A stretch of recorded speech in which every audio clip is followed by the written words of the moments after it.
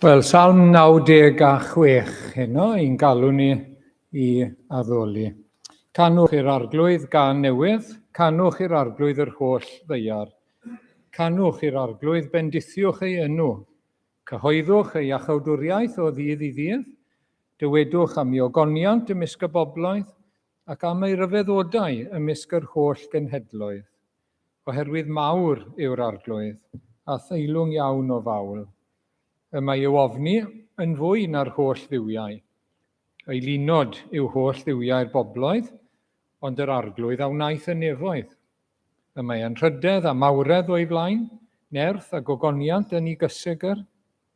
Rhowch i'r arglwydd dylwythau'r cenhedloedd. Rhowch i'r arglwydd yn rhydedd a nerth.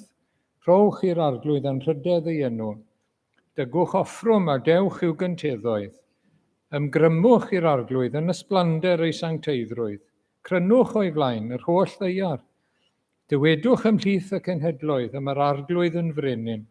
Yn wir mae'r byd yn sicr ac nisymudr. Bydd ef yn barnu'r bobloedd yn union. Bydded y nefoedd yn llawen a gorfoledded y ddeiar, rhied y môr a'r cyfan sydd ynddo, llawen yched y maes a phopeth sydd ynddo. Yna bydd holl brennau'r goedwig yn canu'n llawen o flaen yr arglwydd, oherwydd y mae'n dod. Oherwydd y mae'n dod i farnu'r ddeiar, bydd yn barnu'r byd a chyfiawnder a'r bobloedd a'i wirionedd. Wel, gawn ni ymateb gyda'r emyn cyntaf sydd gyda ni heno, fenaid bendithia yr arglwydd a chofia ei holl ddoniau o hyd, ei holl roddion, maddeuodd dy holl anwireddau i achawodd dy lesgedd i gyd.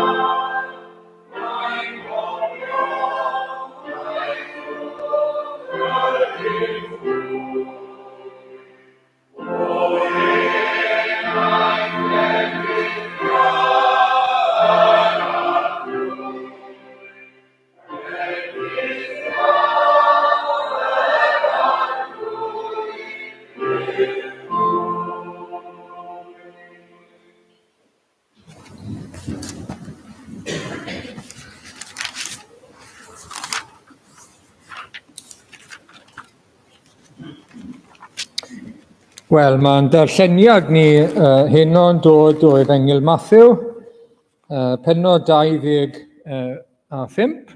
a mi ddarllenwn ni y ddwy ddameg gyntaf, dameg y degeneth a dameg y codau arian. Felly o adnod 1 i 30. Y pryd hwnnw, bydd teyrnas nefoedd yn debyg i 10 o unethod a gymerodd ei lampau a mynd allan i gyfarfod â'r priodfab. Yr oedd 5 ohonynt yn ffôl a 5 yn gall. Cymerodd y rhai ffôl ei lampau, ond heb gymryd olew gyda hwy. Ond cymerodd y rhai call gyda'i lampau olew mewn llestri. Gan fod y priodfab yn hwyr yn dod, aethant i gyd i hepian a chysgu. Ac ar ganol nos, daeth gwaedd. Dyma'r priodfab, ewch allan i'w gyfarfod. Yna cododd y gynethod hynny gyd a pharatoi ei lampau. Dywedodd y rhai ffôl wrth y rhai call, rhowch i ni beth o'ch olew, oherwydd y mae'n lampau ni yn diffodd. Atebodd y rhai call, na, yn wir, ni fydd digon i ni ac i chwythau. Gwell i chi fynd at y gwerthwyr a phrynu peth i chi eich hunain. A thra oeddent yn mynd i brynu'r olew, cyrhaeddodd y priodfab, ac aeth y rhai oedd yn barod i mewn gydag ef i'r wledd briodas a chlywyd y drws. Yn ddiweddarach, dyma'r gynethod eraill yn dod ac yn dweud, Syr, agor y drws i ni. Atebodd yntau, yn wir wy'n dweud wrthych, nid wyf yn eich adnabod. Byddwch wyliadwrus gan hynny, oherwydd ni wyddoch na'r dydd na'r awr. Y mae fel dyn oedd yn mynd oddi cartre ac alwodd ei weision a rhoi ei eiddo yn ei gofal. I un fe roddodd 5 cod o arian, un arall 2, un arall 1, i bob un yn ôl i allu, ac fe aeth oddi cartre. Ar unwaith, aeth yr un a dderbyniodd 5 cod a masnachu a hwy, ac fe nillodd atynt 5 arall. Felly hefyd enillodd yr un a gafodd 2 god, 2 arall atynt.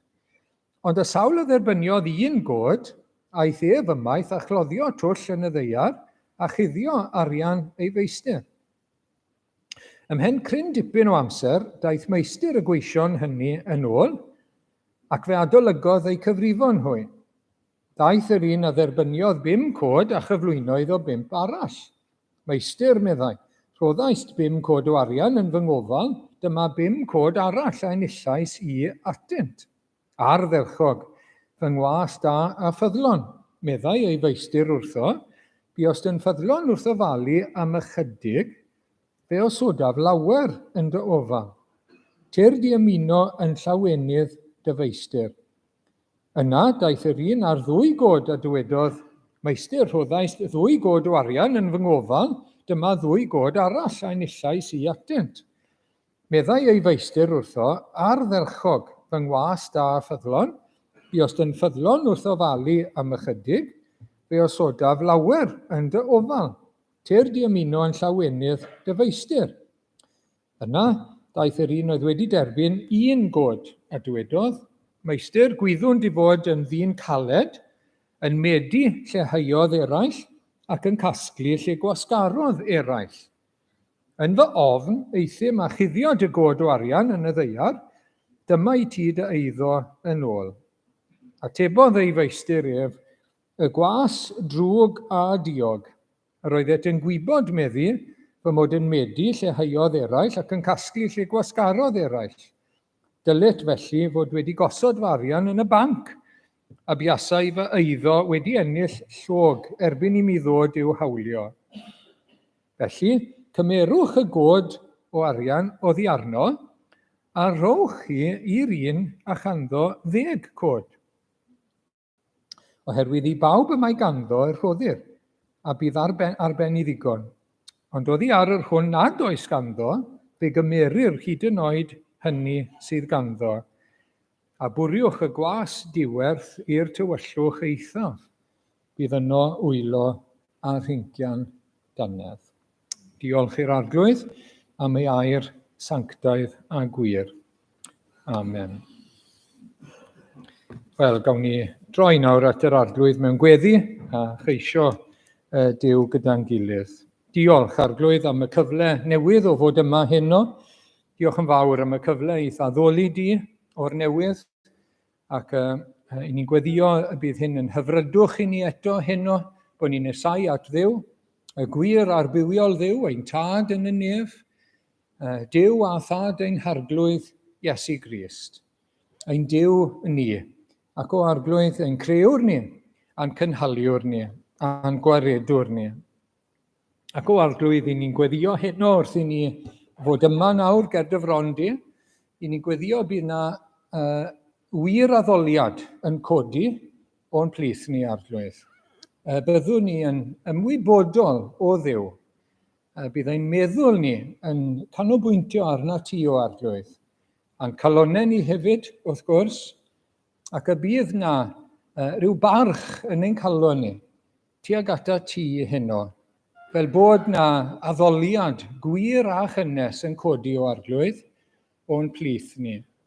A hynny oherwydd bod ti yn deilwm, oherwydd dy fod ti'n fawr ac yn ofnadwy, fel ni wedi clywed yn y salm, oherwydd mai ti yw y gwir Dduw o arglwydd, oherwydd bod ti'n llawn gras a thrigaredd tuag ato ni, oherwydd mai ti yw Duw yr Efengil, y newyddion da sydd wedi dod i ni, yn dy fab Iesu Grist, oherwydd dy fod ti'n Dduw sydd mor hael a thrigarog tuag ato ni, oherwydd bod ti'n rhoi bywyd naturiol, ti wedi rhoi dy fab, ti'n rhoi bywyd tragwyddol yn iddo fe. Ac o arglwydd wyt ti yn un sydd yn buddsoddi ynom ni, ac i ni'n rhyfeddu at hynny arglwydd, ac i ni'n rhyfeddu at gymaint i ni yn gwybod, gymaint o gyfleoedd sydd gyda ni i ddysgu amdano ti, i glywed amdano ti, i ymateb i ti ac i ddwasanaethu di. Ac i ni'n gofyn i ti'n helpu ni arglwydd i wneud yn fawr o bob cyfle sydd gyda ni. Ynglŷn â phethau Duw, ynglŷn â phethau'r Efengil o arglwydd. Helpa ni wneud yn fawr o bob cyfle, fel ni'n clywed yn y neges heno, yn y ddameg, helpa ni fasnachu fel petai mhethau y nef. Ac o arglwydd, i ni'n gofyn i ti'n helpu ni gyda hyn, i ni'n gofyn i ti i ddod â persbectif eto i'n bywyd ni arglwydd o'r gair, i ni'n cyfaddau o arglwydd yn ein bywyd bob dydd, i ni'n gallu colli'r persbectif yn rwydd. Persbectif tragwyddoldeb, persbectif y nefoedd ac uffern, persbectif bod beth i ni'n neud nawr yn effeithio ar y dyfodol, ac i ni'n diolch arglwydd dy fod ti yn ein helpu ni gyda hyn, trwy dy air sanctaidd, trwy dy ras a trwy dy ddoethineb mawr. Diolch bod ni'n edrych heno ar eiriau yr arglwydd Iesu ei hunan, geiriau dy fab o arglwydd, geiriau bywyd, geiriau y cynghorwr rhyfeddol sydd wedi dod i'n plith ni. Nid i roi gras i ni i gymryd sylw arglwydd o'r geiriau hyn. Nid i beri heno trwy dy ras, bod nhw ddim yn syrthio yn ofer arno ni arglwydd, ond bod nhw yn dwyn ffrwyth yn ein bywyd ni. Ac o arglwydd i ni yn diolch i ti felly am dy ddaioni. Diolch bod modd i ni o arglwydd bod ynghlwm wrth waith y nefoedd, gwaith Duw, pethau Duw arglwydd. Ac dyna mae'r ddameg yn sôn amdano heno. Ac i ni'n diolch am y fraint yna o arglwydd. Ac i ni'n sylweddoli bod na wasanaeth i'w roi nawr yn y byd hwn, ond mae'n ymddangos yn y darn bod na wasanaeth i wneud eto ar ôl i ni fynd o'r byd hwn. Rhagor o wasanaeth yn y nef newydd a'r ddeiar newydd. Ac i ni'n edrych ymlaen at hynny arglwydd, bod na gyfrifoldebau mwy i ddod ac uwch yn y byd sydd i ddod. Arglwydd helpa ni i weld hynny ac i edrych ymlaen ac i gadw'r ffocws a'r persbectif hynny yn ein bywydau ni bob amser. Ac arglwydd hefyd diolch bod y neges heno yn wneud â bywyd tragwyddol neu golled tragwyddol wrth gwrs. Ac bod na ganlyniadau ofnadwy os i ni ddim yn wneud y mwyaf o'r Efengil. Arglwydd, felly, i ni'n gofyn i ti siarad, yn ni'n gofyn i ti'n helpu ni heno, arglwydd, trwy dy air sanctaidd. Ac i ni'n gweddio eto, Arglwydd, y byddwn ni'n ymwybodol dy fod ti yn ein plith ni. Ti yw y Duw byw, wrth gwrs, ti yw'r unig Dduw, Arglwydd. I ni yma heddi ar ddydd yr atgyfodiad. Mae'n harglwydd ni, mae'n gwaredwr ni'n fyw, dyw e ddim yn y bedd, mae yn y nef, a mae wedi addo anfon yr ysbryd glân, y diddanydd arall, yno chwi y bydd, ac Arglwydd i ni eisiau profi heno bod yr ysbryd glân gyda ni hefyd yn yr oedfa hon, Arglwydd. Fel bod Duw yn ein plith ni, fel Duw gyda ni, bod ni'n cwrdd â Duw yn y lle yma heno. Ac dyma ein gweddi ni, dyma ein cais ni, Arglwydd, ar sail beth wyt ti'n addo i ni. Os y'n ni'n dygeisio di, os y'n ni'n nesau ato ni, ata ti a byddi di nesau ato ni, Arglwydd. A dyna ein dyhead, dyna ein dymuniad heno, Arglwydd. Ac i ni'n dod â hyn ger dy fron di. I ni yn awyddus, Arglwydd, bod ni ddim yn cael na fel ateb heno. Please, Arglwydd, paid â gadael i ni fynd o yma, heb bod ni'n ymwybodol ohono ti yn yr oedfa newydd hon heno. Ti sy'n gwneud bob oedfa yn werthfawr. Ti sy'n gwneud bob oedfa yn real, o Arglwydd. Ymwybyddiaeth ohono ti. Mae'n gwedd newid popeth. Mae'n gwedd newid ein bywydau ni, mae'n gwedd newid ein hoedfawon ni yn llwyr. Tyr di'n plith ni felly yw ein gweddi ni, Arglwydd. Ac i ni'n gofyn i ti i dderbyn ein diolch a'n mawl i ti, amdana ti dy hun, am yr efengil, am dy ras cyffredinol eto heddi, Arglwydd, dy drigareddau. Diolch. Diolch bod ni'n cael rhyddid i addoli, bendithia rhai sydd ddim yn ein byd ni, yn Nigeria falle, neu Eritrea, Gogledd Corea, wrth gwrs, China, nertha nhw a cynnal nhw, Arglwydd, fel ag yr wyt ti. Ac Arglwydd, helpa ni i gael rhywfaint o'i dewrder nhw, Arglwydd, a rhywfaint o'i ymroddiad nhw yn y gwaith, yn ein hardal ni hefyd. Arglwydd, nertha ni yn y dyddiau hyn, ni'n gweddio dros y gwaith wythnos yma, ni'n gweddio dros yr ysgolion, ni'n gweddio dros y cyfarfodydd i gyd, ni'n gweddio dros y clwb sydd i ddod amser Pasg, o Arglwydd, a mae gyd yn fraint ar uthron, bod ni'n cael y cyfle i rannu rhywbeth o'r arglwydd Iesu Grist a'r efengil gyda chenhedlaeth sydd yn codi. Mae'n fraint i ni, Arglwydd, ac i ni'n gofyn i ti nerthu ni, ac i ni'n gweddio bydd rhai yn dod i gredu, Arglwydd. Rhai sy'n dod i'r ysgol Sul fan hyn, rhai sy'n dod i'r clwb ar Ddimawrth, rhai eraill sy'n troi mewn i gyfarfodydd eraill hefyd, o Arglwydd. Unrhyw un o unrhyw oed, Arglwydd.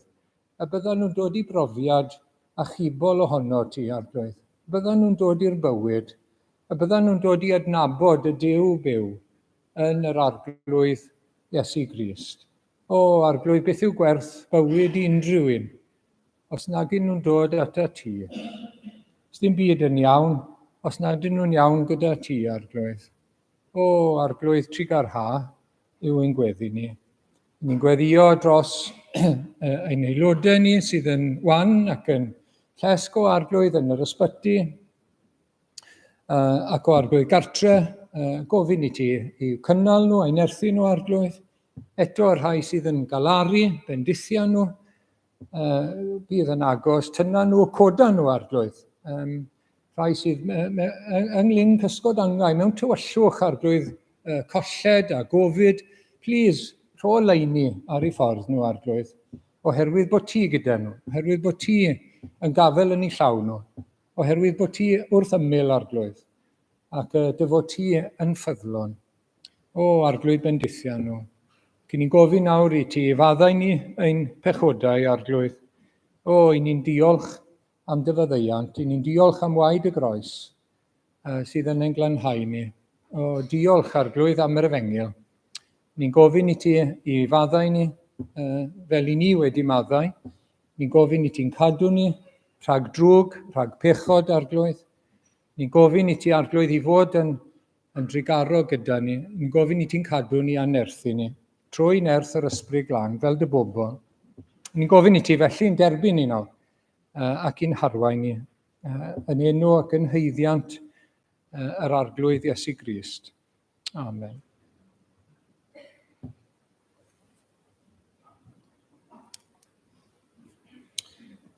Wel, gawn ni droi at yr ail emyn, Iesu, rwy ti'n ddigon, rwy ti'n llawer mwy na'r byd, mwy trysorau sy'n denw, na thrysorau'r India i gyd.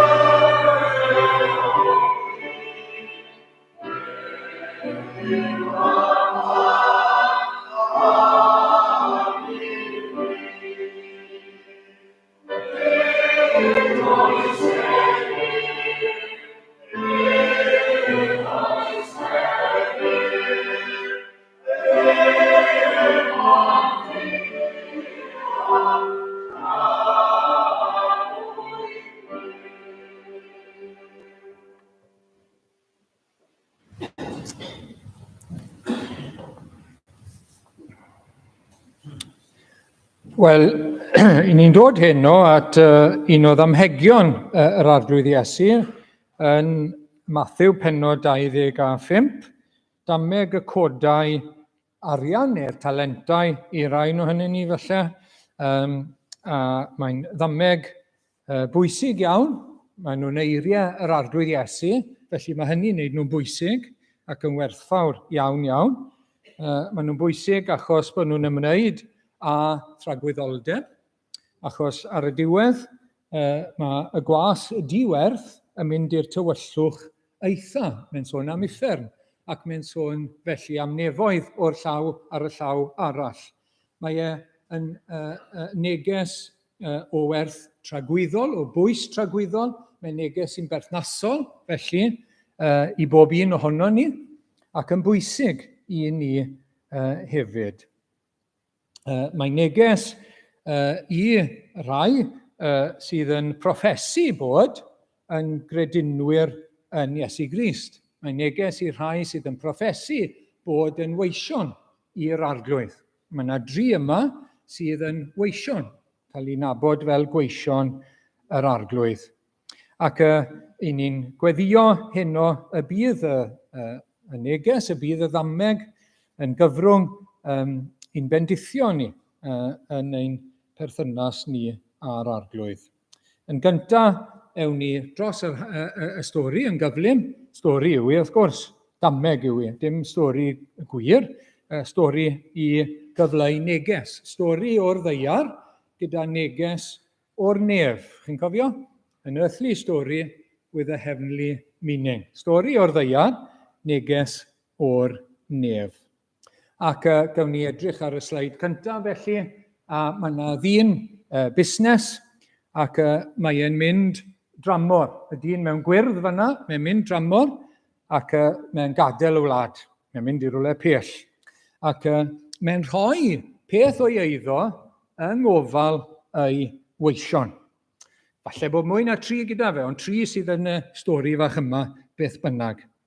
Ac mae'n rhannu ei eiddo yn wahanol rhwng y 3. Mae rhai yn cael 5 cod arian, rhai 2, rhai 1. Mae'n dweud yn ôl ei gallu, fel mae e'n meddwl sydd yn addas iddyn nhw.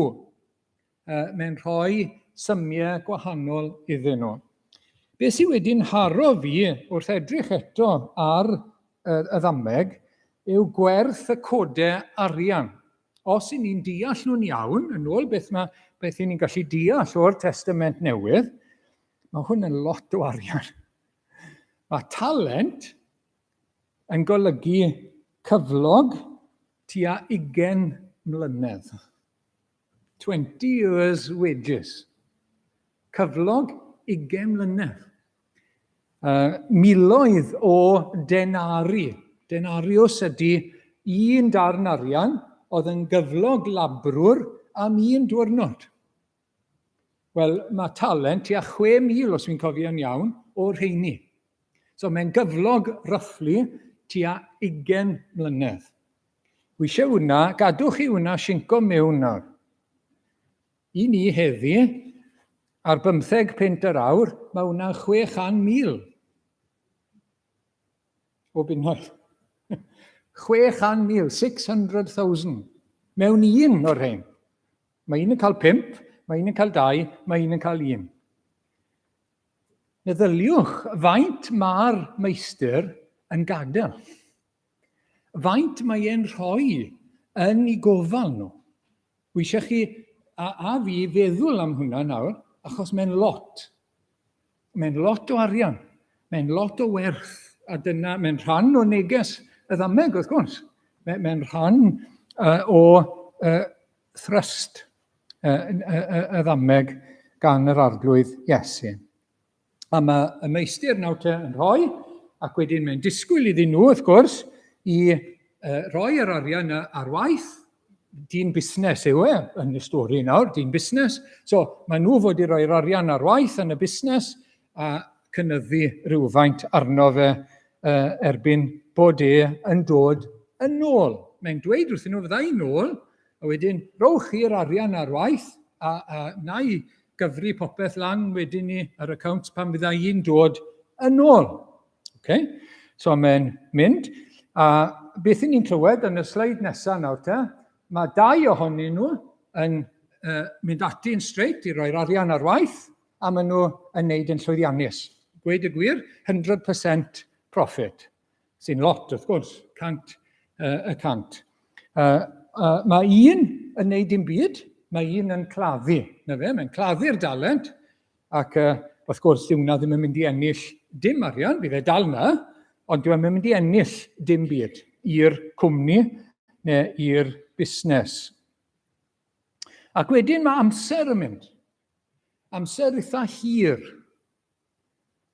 A mae'r meistr yn dod yn ôl. A mae'n galw pawb wedyn at ei gilydd. So, yna'r sleid nesaf. Na fe, mae'n galw nhw at ei gilydd. ac mae'n adolygu beth maen nhw wedi bod yn wneud. Mae'n gofyn, siwr mae wedi mynd, beth ych chi wedi wneud gyda'r arian, siwr mae wedi gweithio mas. A mae'r ddau gyntaf wedi wneud elw, wrth gwrs, a mae'n cymeradwyo y ddau gyntaf. Dyw'r trydydd ddim wedi wneud unrhyw elw, mae wedi claddu fe, mae'n dod â fe nôl, na fe, mae'n dod â fe nôl iddo fe, na fe, dyma ti. Ac wrth gwrs, dyw hwnna ddim wedi ennill dim. Ac mae y trydydd un yn dweud fel hyn wrth y meistr. Gwyddwn, adnod 24, dy fod yn ddyn caled, dyma'r geiriau mae'n defnyddio, yn medu lle haiodd eraill ac yn casglu lle gwasgarodd eraill. Yn fy ofon, eithim felly a chladdu y dalent, y god arian. Mae'r dyn yma yn dweud celwydd am y meistr. Mae beth mae'n dweud yn gelwydd, a mae hwnna'n bwysig iawn. Mae'n dweud bod e'n ddyn caled. Y gair, groeg, ddwch chi'n nabod yw scleros, sy'n rhoi sclerosis. So os oes gyda chi sclerosis ar yr iau, mae'n mynd yn galed. Scleros, caled. Ti'n ddyn caled. A ti yn ennill achos bod pawb arall yn gwneud y gwaith. Mae nhw'n wneud yr rhai a ti sy'n medu. Dyma beth mae'n gweud wrth y meistr. Celwydd. Achos mae'r meistr, dwi ddim wedi dweud wrthyn nhw, nawr, cerwch mas nawr i wneud arian, so'n rhoi dim byd i chi. Cerwch chi mas i wneud arian i fi. Na, mae wedi rhoi symiau mawr iddyn nhw i ddechrau ar y gwaith o ennill arian iddo fe. Mae'n gweud celwydd. Mae wedi buddsoddi, mae wedi rhoi lot iddyn nhw i ddechrau ar y gwaith, sy'n gwneud y lot haws. Pan mae gyda chi rhywbeth i ddechrau, mae'n lot haws, wrth gwrs, na dechrau gyda dim byd. Rwy'n caled yn y Beibl yw rhywun fel Pharo. Oedd Pharo, chi'n cofio, ar ôl i'r Israeliaid ofyn, fysa nhw'n cael mynd, mae'n dweud, reit o, wi eisiau chi dal i gynnyrchu brics i adeiladu dinasoedd i fi, ond sy'n moyn mynd i roi gwellt i chi. Gewch chi ddim byd. Rhaid i chi gasglu'r gwell, rhaid i chi wneud y brics, a'r un faint o frics ag o'r blaen. Na beth yw caled ac afresymor. Pharo, ond nid y meistr yma, chi'n gweld. Nid y meistr yma. Mae'n rhoi gymaint. Dyw e ddim yn medu lle mae rhywun arall di hau. Mae e di hau. Mae e di gwasgaru wrth roi yn ei dwylo nhw i ddechrau. Chi'n deall? Felly mae'n gweud celwydd, wrth gwrs, am y meistr.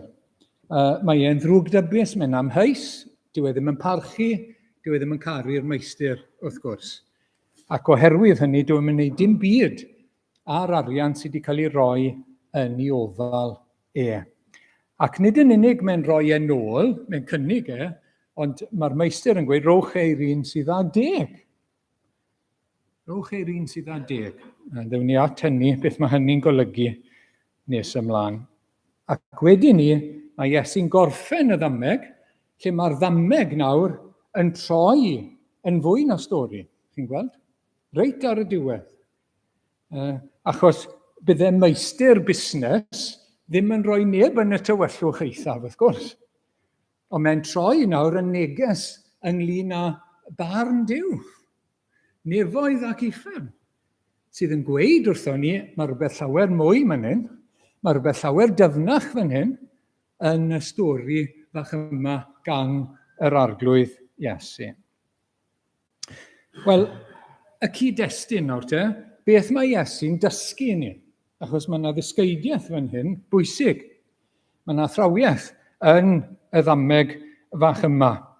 Wel, yr arglwydd Iesu yw'r dyn busnes, a mae'r ddameg yma'n cael ei roi yn yr wythnos ola. Mae'n dod nawr at y Pasg. Mae e'n ymwybodol i fod e'n mynd. Mae e'n mynd i'r groes. Mae wedi dweud wrth i ddisgyblion, mae'n mynd i'r groes. Mae'n mynd i farw drostyn nhw. Mae'n gwybod beth sy'n dod. Mae'n mynd i atgyfodi, a mae'n mynd at y tad. A mae ar ei feddwl dyma beth sydd o'i flaen . Y darlun llawn, wrth gwrs, sydd gan Iesu Grist mewn golwg, y groes, yr atgyfodiad, y tad. Nid dim ond y groes. Mae wedi dweud wrth i ddisgyblion bydd e'n cael ei drosglwyddo, bydd e'n marw, ac yn atgyfodi. Mae wedi dweud wrthyn nhw. A hefyd yn Efengil Ioan yn arbennig, mae'n dweud, dwi'n mynd at y tad. Dwi'n mynd i baratoi lle i chi. Dwi'n mynd at y tad. Dwi'n eich gadael chi, ond dwi'n mynd at y tad. A mae'n beth da i chi bod fi'n mynd. Ac yn mynd at y tad. A mae'n addo yr ysbryd glân. Mae'n addo y diddanydd arall i fod gyda nhw, wrth gwrs. Un sy'n debyg iawn i Iesu Grist. Diddanydd arall, nid gwahanol, ond tebyg i'r arglwydd Iesu i fod gyda nhw. Mae'n ein dysgu ni fan hyn, bod e'n gwybod beth oedd o'i glannau, mae'n dysgu'r disgyblion felly, bod e'n mynd a wedyn yn dod nôl. Mae hwnna'n bwysig. So i ni nawr, yn y cyfnod, ar ôl iddo fe fynd i'r nef, cyn iddo fe ddod nôl. Na le i ni heddi nawr. Ni'n dal yn y cyfnod yna, a mae'n dysgu ni hefyd, mae'n mynd i fod yn amser eitha hir. Mae sawl neges fan hyn, lle mae'n dweud hynny, chi'n gweld? Adnod 19 i ddechrau, ymhen cryn dipyn o amser, daeth meistr y gweision hynny yn ôl. Mae yna fwlch o amser cyn bod e'n dod nôl. Falle bod nhw'n dechrau meddwl bod e ddim yn dod, ond mae'n dod yn ôl. Ond mae yna gryn fwlch, mae yna gryn dipyn o amser. Y ddameg cyn, y ddameg yma, y 10 morwyn, ni'n gyfarwydd ar ddameg yna, adnod 5 yn yr un bennod fan hyn, gan fod y priodfa yn hwyr yn dod. Mae pawb yn mynd i gysgu. Pam? Oedd e ddim yn dod. Oedd amser yn mynd, oedd yna fwlch cyn bod e'n dod, chi'n gweld, cyn bod e'n cyrraedd. Ac ewn ni nôl i'r bennod cyn yma, achos yr un yw'r neges, chi'n gweld, yr un yw'r ddysgeidiaeth. Mae'n dweud e mwy nag unwaith. Mae'n dysgu rhywbeth i ni. Mae'n dysgu rhywbeth i'w ddisgyblion, mae'n dysgu rhywbeth i ni trwyddyn nhw. Adnod 48, mae'n sôn am was ffyddlon neu anffyddlon. Unwaith eto, mae'r meistr bant, a dyw e ddim yn dod nôl am sbel. Dyma'r gwas anffyddlon, ond os yw'r gwas hwnnw yn ddrwg, ac os dywed yn ei galon y mae fy meistr yn oedi, dwi'n mynd dod nôl. Dwi'n mynd i ddod falle o gwbl. A dechrau curo ei gydweision, a bwyta ac yfed gyda'r meddwon. Hynny yw, dwi ddim yn dod dim ots fel dwi'n byw nawr, sy'n gwaniaeth, achos dwi ddim yn dod nôl. Beth mae Iesu'n dysgu? Wel, y peth cyntaf nawr te, mae yna fwlch hir.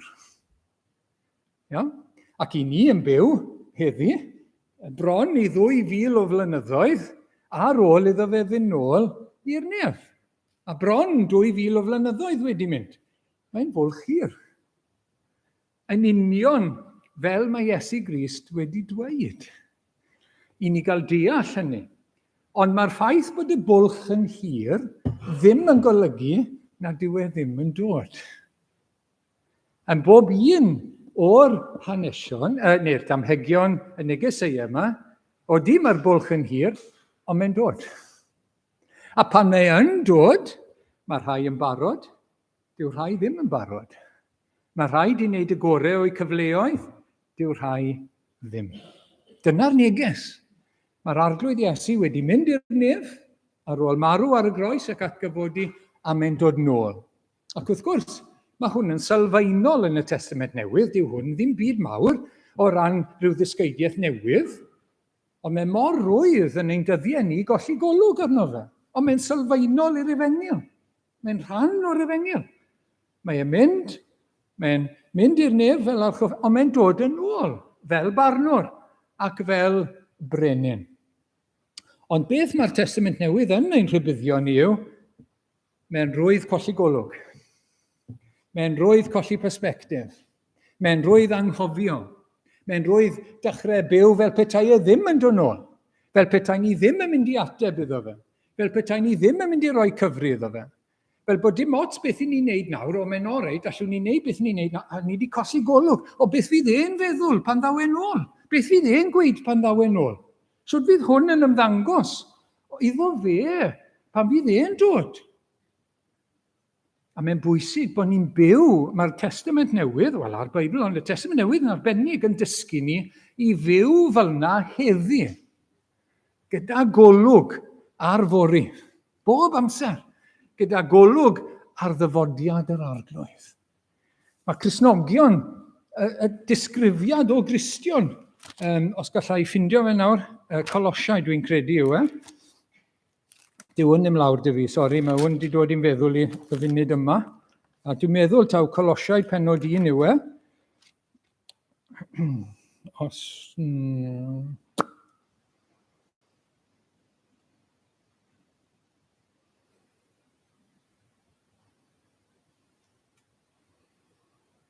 dwi ddim yn siŵr. Sori, dwi ddim yn siŵr os o fyna mae e. Ond beth mae'n dweud ydy... wi'n gwybod lle mae. Dyma ni, Thessaloniaid, yr un nesaf. Thessaloniaid 1. Mae pobl, adnod 9 a 10, mae'n sôn am Gristnogion Thessalonica, mae pobl ohonynt eu hunain yn sôn amdano y faith dderbyniad a gawsom i'ch plith, y modd i chi wedi troi at Dduw oddi wrth ei lunod i wasanaethu'r gwir Dduw byw ac i ddisgwyl ei fab o'r nefoedd. Disgrifiad sylfaenol elfennol o beth yw Cristion.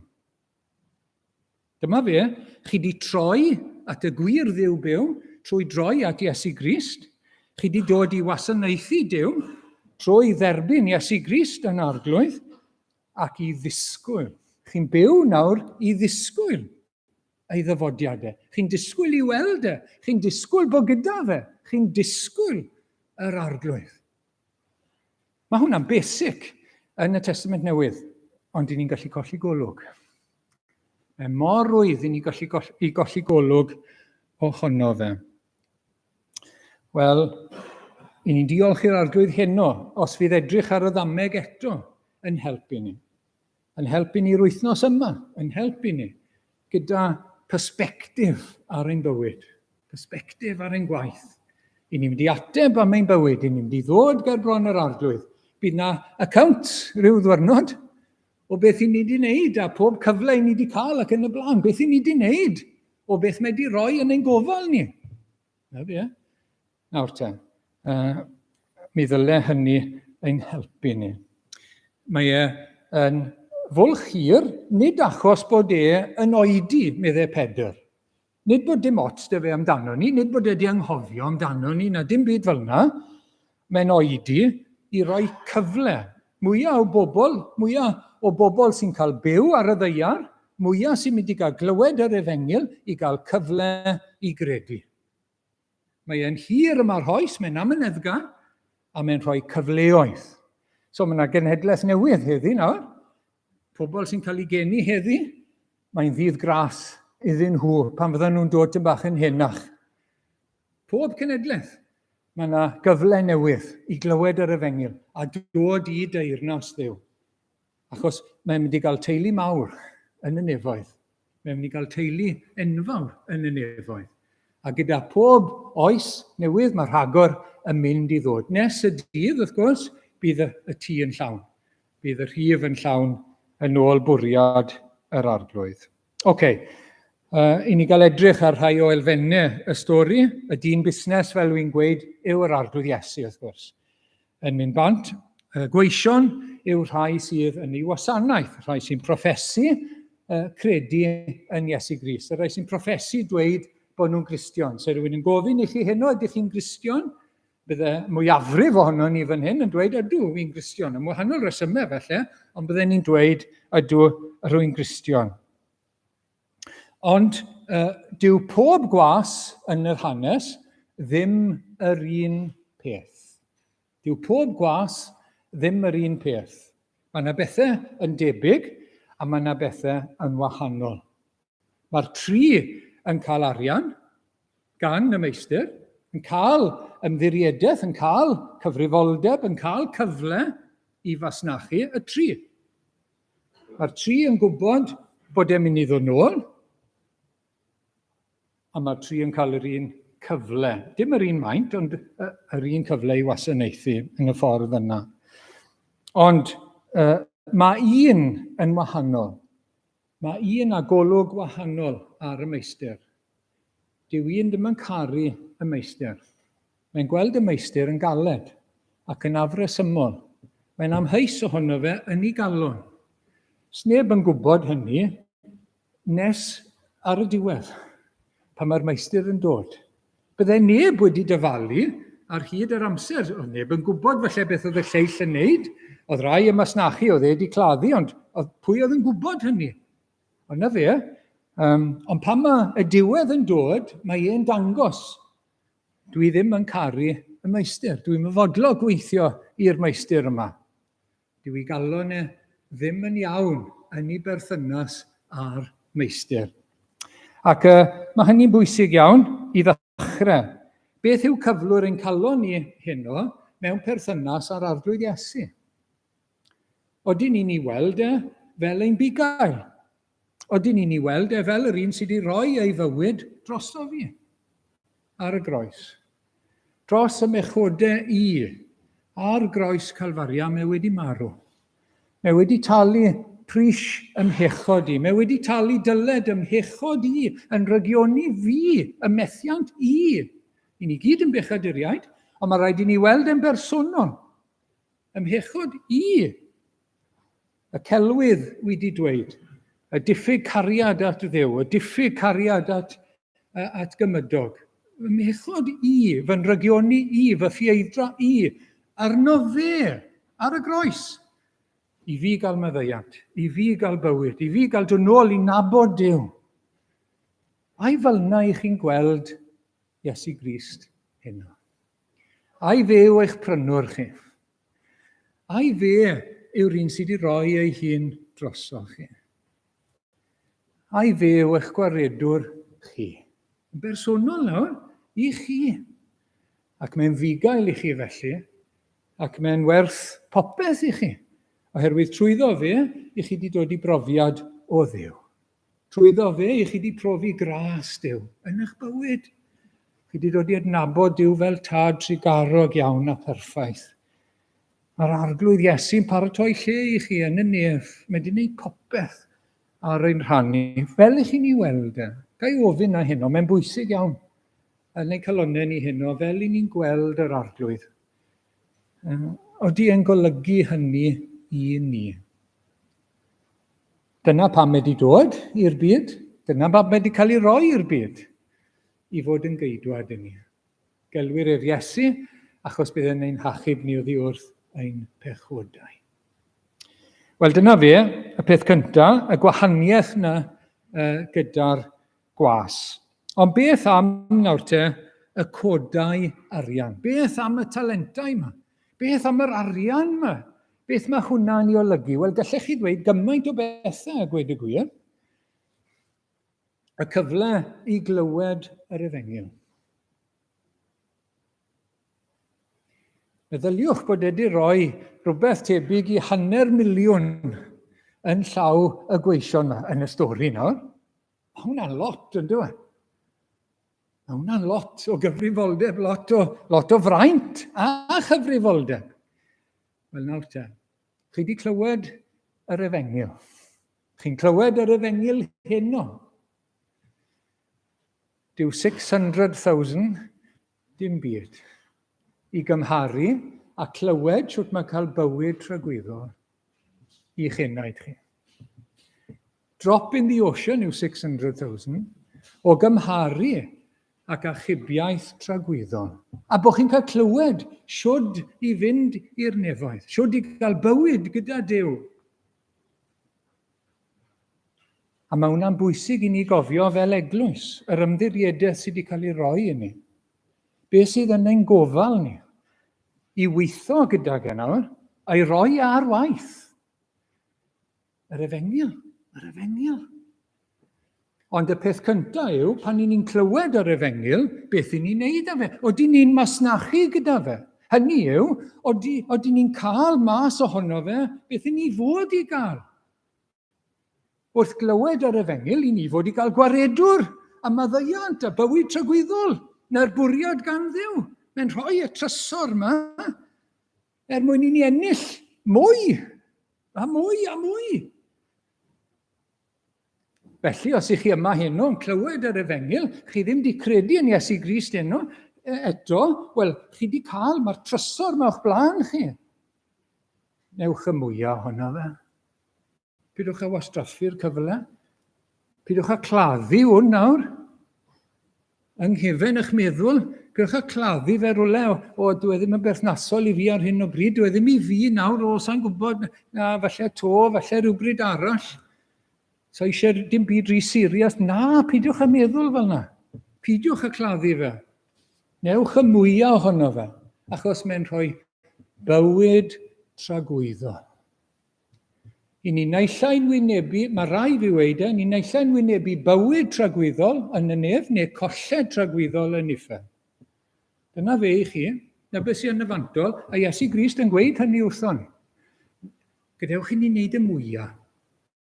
Bwriad yr efengyl, bwriad Duw, bwriad Crist yn rhoi'r efengyl, yw i ni gael dod yn gyfoethog trwyddo fe, i ni gael elw. Dyna pam wedi roi i ni, i wneud y mwyaf ohono fe. Ac i ni fel eglwys ac fel Cristnogion, beth amdano ni? Wel, gadewch i ni rannu fe, i ddechrau. Gadewch i ni rannu'r trysor. Mae mor bwysig, mae mor werthfawr. Gyda, a dyna ni'n trial wneud wrth gwrs, mae mor bwysig yn y dyddiau hyn. Pobl gymaint o'n cwmpas ni, dyn nhw'n gwybod dim o'r pethau yma, ddim yn deall dim o'r pethau yma, ddim yn gwybod hyd yn oed. Mae rhaid i ni rannu yn dos, mae rhaid i ni gario ymlaen. Fel i ni wneud, a mae rhaid i ni. Ond wrth i ni wneud, gadewch i ni gofio, mae trysor man hyn. Mae trysor man hyn yn ein gofal ni. Mae lan i bobl eraill ydyn nhw'n mynd i gladdu fe neu wneud y mwyaf yna fe. Ond mae rhaid i ni rannu fe. Mae rhaid i ni roi e. A mae rhaid i ni fod yn prawd ohono fe. Mae rhaid i ni ddangos pwy mor arbennig yw e. Dyma'r union beth sydd eisiau ar bobl. Llwyn Hendi, Llanelli, ble bynnag. Dyma'r union beth, dyma'r very thing. Eich ffrindiau chi, eich cydweithwyr chi, eich teulu chi sydd ar goll. Dyma'r union beth sydd eisiau arnyn nhw. Dyma fe, y trysor. Y bywyd tragwyddol. A pan ath Iesu Grist bant, pan ath i'r nef, beth nath ei adael? Wel, nath ei anfon yr ysbryd glân, wrth gwrs. Trwy'r ysbryd glân, fe ddath y Testament Newydd. Nath ei arwain yr apostolion i ysgrifennu beth sydd gyda ni, gair Duw yn y Testament Newydd, i ychwanegu ar ben yr Hen Testament. Trysor, Duw yn siarad. Pan ni'n clywed e, pan ni'n darllen e, Duw yn siarad. Oedden ni'n neud y mwyaf yno fe? Oedden ni'n masnachu gyda gair Duw? Bod gyda ni'r fath fraint? Bod gyda ni'r Beibl yn ein iaith, yn ein tai, yn ein poced ar y ffôn, mae gyda ni fe yn bobman. Ond oedden ni'n neud y mwyaf ohono fe. Oedden ni'n gweithio arno fe. A siarad yn hunan, gymaint a wy'n siarad â chi, wrth gwrs. Mae wedi gadael yr apostolion, mae wedi rhoi rhoddion i ni, y proffwydi yn y Testament Newydd, yr athrawon, yr efengylwyr, y bugeiliaid, pobl sy'n cyflwyno gair Duw, pobl sy'n dysgu, pobl sy'n rhannu gair Duw. Mae Duw wedi trefnu, mae'r arglwydd wedi trefnu, bod rhain yn dod o genhedlaeth i genhedlaeth. A mae'n werthfawr iawn. Ac dylen ni wneud yn fawr ohonyn nhw, wrth gwrs. Dylen ni fod yn eu plith nhw wedyn ni yn cynorthwyo. Ac wrth gwrs, gyda'r rhoddion Duw, gyda'r efengyl, mae cyfle. Mae cyfleoedd yn dod. Ac dyma beth mae J.C. Ryle yn ei ddweud. Y codau arian. Unrhyw beth y gallwn ni ogoneddu Duw drwyddo. Ein doniau ni. Oedden ni'n rhoi ein doniau ni ar waith wrth glywed, wrth fyfyrio, wrth wasanaethu ar arglwydd, ein dylanwad ni gydag eraill, ein harian ni, ein gwybodaeth ni, ein iechyd, ein nerth, ein hamser, ein synhwyrau, ein rheswm ni, ein gallu meddwl, ein cof, ein serchiadau, ein breintiau fel aelodau o Eglwys Iesu Grist, y manteision sydd gyda ni. Beth sy'n syndod yw faint mae'r arglwydd wedi rhoi i ni. Yn y pethau hyn. Y cyfleoedd sydd gyda ni yw nabod e. Y cyfleoedd sydd gyda ni yw garu fe. Y cyfleoedd sydd gyda ni ddiolch a'i wasanaethu fe. Mae gymaint ohonyn nhw yn ein bywydau ni. Ddim pawb ar un peth. Dyw pawb ddim yn cael yr un cyfleoedd. Dyw pawb ddim yn clywed y Beibl yn blentyn. Dyw pawb ddim yn gwybod beth o'n i'n gwybod pan o'n i'n blentyn. A chi. Ond mae yna gyfleoedd yn dod wrth iddyn nhw glywed. Mae'r arglwydd yn drigarog. Ond y cwestiwn yw, beth i ni'n neud â'r cyfle? Beth i ni'n neud am doniau gwahanol a'r cyfleoedd i nabod yr arglwydd ac i wasanaethu'r arglwydd? Dyna fe. Beth i ni'n neud â nhw? Beth i ni'n sylwi, mae pawb yn gyfrifol am ei god arian ei hunan. Dim am y lleill. Mae'n gyfrifol am beth mae e'n neud, beth mae'r arglwydd i roi iddo fe. Pob gwas, ac felly ni'n gyfrifol am ein hunan i roi y cwbl ar waith i fuddsoddi yn hytrach na chladdu. Yn hytrach na gwneud dim, yn hytrach na colli cyfleoedd yng ngwaith yr arglwydd ac ym mhethau y Duw. Y peth tragic yw bod y trydydd gwas, di ni'n gwybod pam, diolch yn dweud pam. Ydy e'n teimlo cenfigen, mae dim ond un darn arian gafodd e. Ydy e'n pwdi o achos hynny. Ydy e ddim wir o blaid y cwmni, diolch yn caru'r meistr, yn sicr, mae hynny'n wir. Ond Cristion sy'n honni bod yn Gristion, sydd ddim yn neud y mwyaf, dyma beth mae J.C. Ryle yn gweud, mae'n anwybyddu y Beibl mewn gwirionedd. Beth bynnag mae'n gwybod, mae'n anwybyddu. Mae'n anwybyddu gweddi fel patrwm cyson. Mae'n anwybyddu dydd yr arglwydd. Mae yn ddiffydd yn ei galon. Mae'n fydol yn ei feddwl. Mae'n ysgafn yn ei agwedd. Mae'n ddifeddwl ynglyn â phethau Duw na. Wel, mae hwnna'n herio ni, ynddo? Mae'n dweud wrtho ni beth yw perygl y trydydd gwas sy'n was mewn enw yn unig. Ac wedyn un peth arall am y trydydd gwas, mae'n colli beth sydd gyda fe. Mae'n colli beth sydd gyda fe. Mae'n cael ei roi i'r un sydd â 10. A mae hwnna'n taro chi nod ar yr olwg gyntaf, wrth gwrs. Ond beth mae'n colli? Beth mae'n colli? Wel, beth sydd gyda fe yw cragen Cristnogaeth. Dyna sydd gyda fe.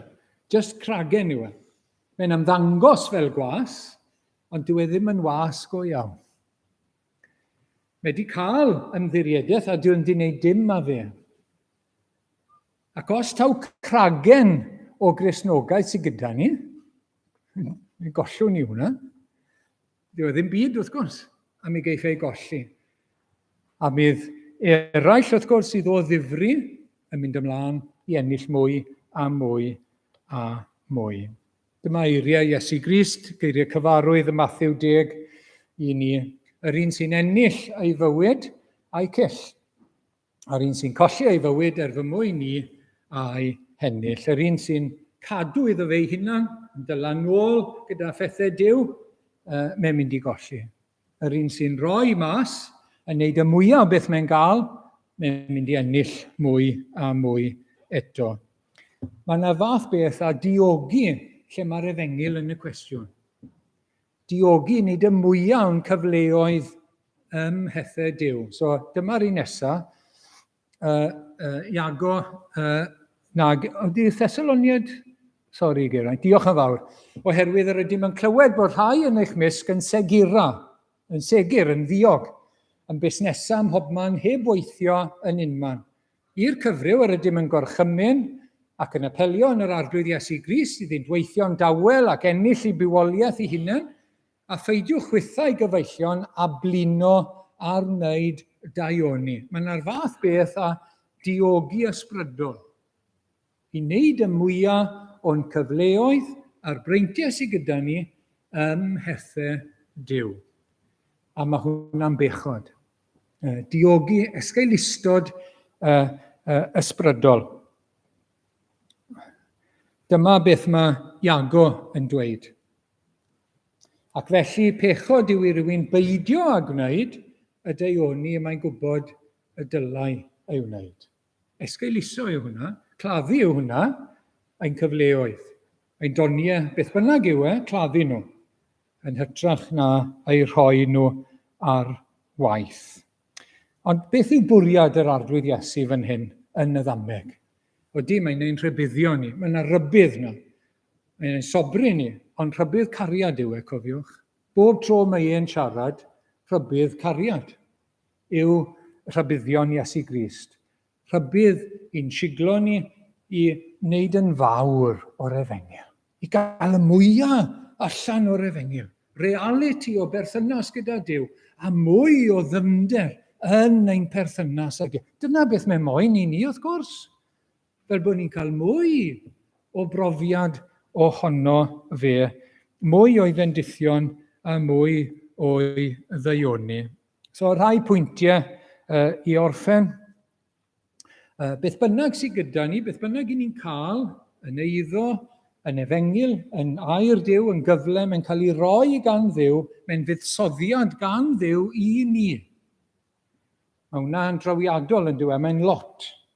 Gadewch i ni wneud y mwyaf ohono fe. Fel diolch iddo fe. Wneud y mwyaf ohono fe. I fwy ni, mwyn y meistr. Ond bydd e'r lles i ni yr un pryd. Mwyaf nawn ni ohono fe. Mae esgailistod yn bechod. Sin of omission yn gymaint â commission, wrth gwrs. Nid jyst beth i ni'n neud, beth i ni ddim yn neud. A mae diogi ysbrydol yn bechod. Ac i ni'n cael ein atgoffa bod Iesu Grist, mae yna fwlch cyn bydd e'n dod nôl. Dwi ddim yn oedi yn yr ystyr bod e'n anghofio amdano ni, mae yn dod yn ôl. A ni'n cael ein atgoffa'n gyson o hynny, a mae'n bwysig i ni. Gadewch i ni beidio cysgu, gadewch i ni beidio lleisi dwylo, gadewch i ni beidio mynd yn ddiog. Cadw persbectif. Mae'n debyg bod mwy o wasanaeth yn ein haros ni yn y nef. Beth sy'n drawiadol yw, mae'r meistr wedi rhoi lot yn ei gofal nhw, ond chi'n sylwi beth mae'n gweud, chi wedi bod yn ffyddlon ar ychydig.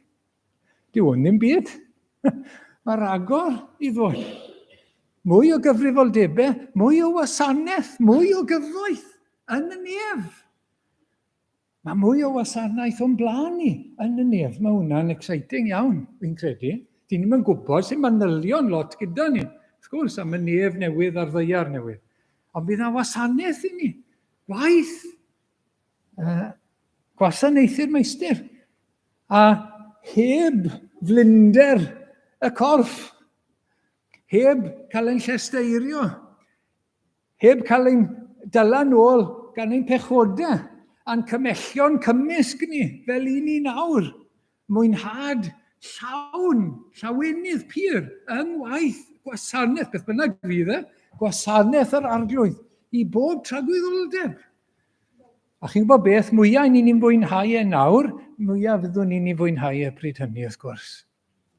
Mae yna wasanaeth eto i ddod yn nef, a ni'n cael rhyw ragflas nawr, yn y bendithion ni'n cael wrth i wasanaethu fe ar hyn o bryd.